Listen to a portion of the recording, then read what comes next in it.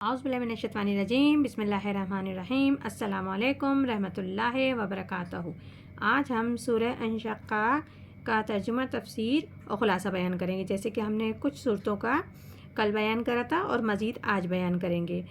ان صورتوں میں، ان آیات میں اللہ تعالیٰ نے، اب جو آگے آیات آ رہی ہیں ان میں اللہ تعالیٰ نے قسمیں کھا کر انسان کو پھر متوجہ کیا ہے کہ جس کا ذکر قرآن کریم میں پہلے بھی گزر چکا ہے، جو ہم نے پڑھا ہے، آپ کو بتایا ہے کہ اگر غور کرو تو ہر یہ قسمیں، یہ جن چیزوں کی قسمیں کھائی جا رہی ہیں، اس مضمون میں شاہد ہیں جو جواب قسم میں آنے والا ہے۔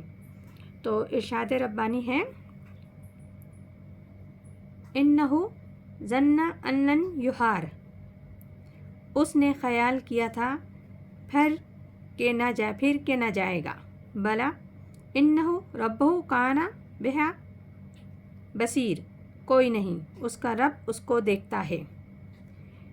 یعنی کہ ان آیات میں اس شخص کے بارے میں بیان ہو رہا ہے جو دنیا میں گم اپنے اہل و عیال کے ساتھ خوش و خرم زندگی بسر کر رہا ہے۔ بالکل بھی اس کو گمان نہیں ہوتا کہ اس کو رب کے سامنے حاضر ہونا ہے۔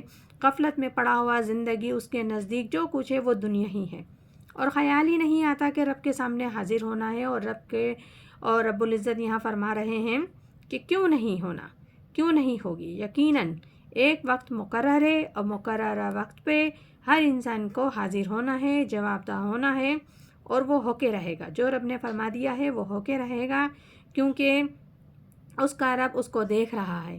جو کچھ وہ کر رہا ہے وہ سب کچھ دیکھ رہا ہے، اور سب کچھ اس کے اعمال نامے میں محفوظ ہو رہا ہے۔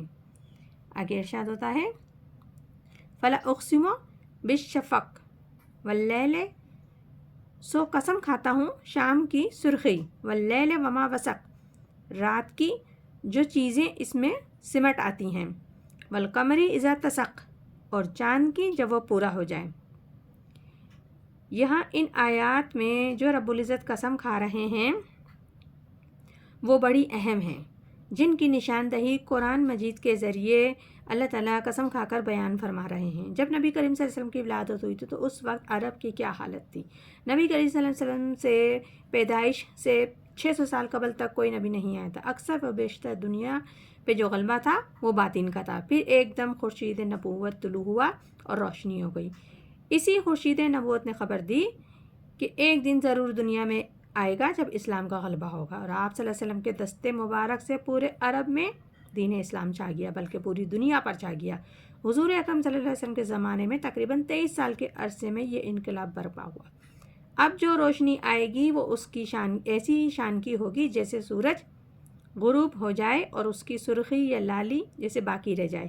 یہ حال ہے اس وقت دنیا کا، جب اسلام کا سورج تو غروب ہو گیا تھا مگر بس ایک سرخی، لالی یا شفق باقی رہی تھی۔ دین کے اعتبار سے پوری دنیا پر تاریکی چھائی ہوئی تھی، اور رات اپنے اندر ہر چیز کو سمیٹ لیتی ہے، ہر شے کو سمیٹ لیتی ہے، اور چاند پھر پہلے دن جیسے چاند نکلتا ہے، پہلے دن باریک ہوتا ہے، پھر دوسرے دن تھوڑا بڑھتا ہے، پھر تیسرے دن تھوڑا بڑھتا ہے، پھر بڑھتے بڑھتے آہستہ آہستہ یعنی کہ مکمل چاند جس 14ویں کا چاند ہوتا ہے اس طرح ہو جاتا ہے، پوری دنیا کو روشن، اپنی روشنی سے روشن اور منور کرتا ہے۔ آگے ارشاد ربانی ہے، یعنی کہ ان صورتوں میں اللہ تعالیٰ نے بتایا ہے یہ جو قسمیں کھائی ہیں، اس میں وہ نبی صلی اللہ علیہ وسلم کے آنے سے پہلے جو وقت اور حالات تھے، اور پھر کس طرح وہ تبدیل ہوئے، کہ اسلام کی کیا کنڈیشن رہ گئی تھی، اور بس اسلام کی بس سرخی یا لالی ہی باقی رہ گئی تھی اور بالکل تاریخ میں ڈوب گیا تھا۔ لیکن پھر نبی صلی اللہ علیہ وسلم نے خوشخبری سنائی جب ان کی دنیا میں آئے، اور پھر ان کی نبوت کے بعد نبی صلی اللہ علیہ وسلم نے کہا یہ دین کا غلبہ دنیا پر ہو کے رہے گا۔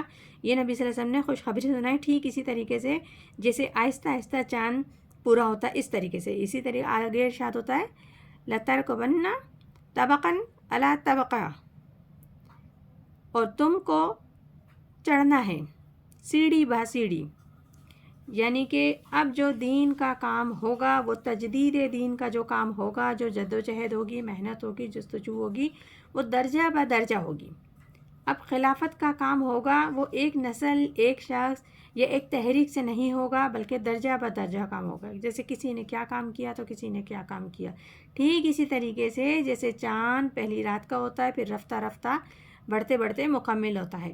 چاند مکمل یہ لازمی ہوگا، کیونکہ قرآن کے ذریعے محمد صلی اللہ علیہ وسلم نے اس کی خبر دنیا میں دے دی تھی. تو یہ سورہ انشقاق ہے.